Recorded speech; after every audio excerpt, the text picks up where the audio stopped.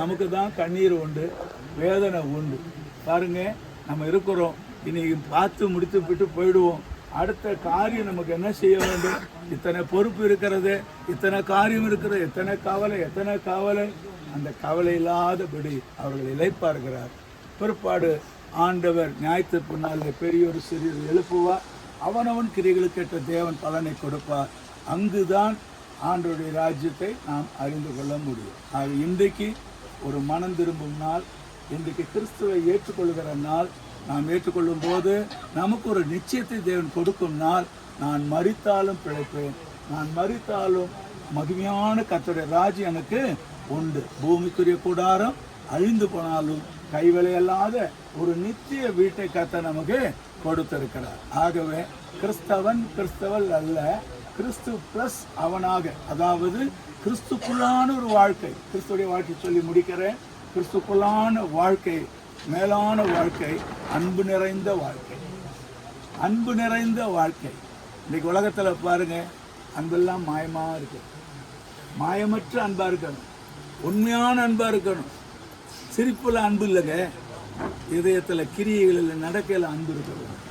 அடுத்து அந்த அன்புக்கு அடுத்தது ஆண்டவர் விரும்புவது பரிசுத்தம், கர்த்தருக்கேற்ற பரிசுத்தம். கர்த்தருடைய பிள்ளையாய் முழுமையாய் மாற வேண்டும். மூணாவது, கீழ்ப்படிந்து தாழ்மைப்பட வேண்டும். இந்த ஜீவன் இருக்குமையானால் நிச்சயமாக நாம் மரிப்பதை குறித்து கவலைப்படாதபடி, மரணமே உன் கூர் எங்கே, பாதாளமே உன் ஜெயம் எங்கே என்று சொல்லி மரணத்தை ஜெயமாய் விழுங்கின கர்த்தர் நமக்கு நல்ல ஒரு மறுமைக்குரிய ராஜ்யத்தில் சதா காலமும் அவரோடு வாழ்கிற பாக்கியத்தை கொடுப்பார். இனி கண்ணீர் இல்லை, கவலை இல்லை, துக்கம் இல்லை, துயரம் இல்லை. என்னாலும் மகிழ்ச்சியும் சந்தோஷமும் சமாதானமே. அல்லேலூயா. எல்லாரும் கரங்களை உயர்த்தும், எல்லாரும் கரங்களை உயர்த்தும். சோத்திரம் பண்ணிக்கொண்டே இருப்போம்.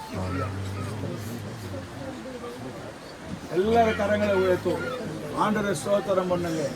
சகோதரியா, சகோதரா, ஒருவேளை இந்த இழப்பில் அவருடைய கணவர், இத்தனை ஆண்டுகள் வாழ்ந்தேனே, என் துணையை நான் இழந்து போனேனே, இனி நான் எப்பொழுது காண்பேன்? கண் கலங்கி காணலாம். கலங்காது தகப்பனே, கர்த்தர் உங்களுக்கு துணையாக இருப்பார். ஒருவேளை மகன்கள், குழந்தைகள், குடும்பங்கள் அழுது புலம்பலாம். கலங்க வேண்டாம். தேவன் இதோ உலகத்தின் முடிவறிந்தமும் சகல நாட்களில் நான் உங்களோடு சொன்ன தெய்வம் உங்களோடு கூட இருப்பார். உங்களை ஆற்றவும் உங்களை தேற்றவும் அவர் உங்களுக்கு போதுமானவராய் இருப்பார். இந்த மனுஷன் நம்மை விட்டு விலகி போகலாம், தூரங்கள் தூரமாய் விலகி போகலாம். ஆனால் ஆண்டவர் சொன்னாரு, மோசையோடு கூட இருந்து போல நான் உன்னோடு கூட இருப்பேன், உன்னை விட்டு கைவிடுவதும் இல்லை, உன்னை விட்டு விலகுவதும் இல்லை என்று சொல்லியிருக்கிறார். எல்லாரும் ஆண்டுக்கு நன்றி சொல்லுங்க. ஒருவேளை இன்றைக்கு இதுவரையிலும் கிறிஸ்துவை அறியாதிருப்போம், ஆனால் கிறிஸ்துவே நான் உண்மை விசுவாசிக்க சொல்லும் போது அவர் உன்னை நேசித்து உன் இதயத்தில் வாசம் பண்ண வருவார். அறிந்திருந்து சில காரியங்களுக்கு விலகி இருப்போமானால் ஆண்டவரே என்னை மன்னியும் என்று சொல்லும் போது அவர் நம்மை மன்னித்து நமக்கு ஒரு நிச்சயத்துக்கு கர்த்தர் சாட்சியாக வைப்பார். அன்பும் இரக்கமும் நிறைந்த நல்ல தகப்பனே, இந்த அன்பு சகோதரி தாயார் என் ஓட்டத்தை முடிக்கவும் அந்த தோட்டத்தில் கொண்டு விதைக்குமான இந்த காரியத்தில் நீர் எங்கள் மத்தியில் இடைப்பட்டு உமக்கு நன்றி நன்றி நன்றி சுவாமி.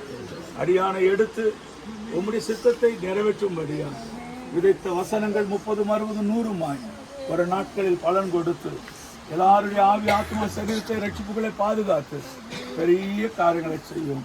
தொடர்ந்து நல்லடக்கம் செய்யும்படியாய் செய்கிற தாசனை கொண்டு செய்ய முடிக்கும்படியாய் நாங்கள் பாடுபட்டு ஜெபிக்கிறோம். எல்லா துதியும் கனமும் மகிமும் கேரெடுக்கிறோம். இயேசுவின் நாமத்தில் பிதாவே, ஆமென். நம்முடைய கர்த்தராகிய கிறிஸ்து கிருபையும் பிதாவாகிய என்னுடைய அன்பும் பரிசுத்த ஆவியானவருடன் ஐக்கியமும் மீண்டும் சதா காலமும் நம்மளோரிடம் இருப்பதாக. ஆமென். ஆத்மாவே கர்த்தரை ஸ்தோத்திரி, என்னுடைய நாமத்தை ஸ்தோத்திரி. ஆத்மாவே கர்த்தரை ஸ்தோத்திரி. ஸ்தோத்திரம்.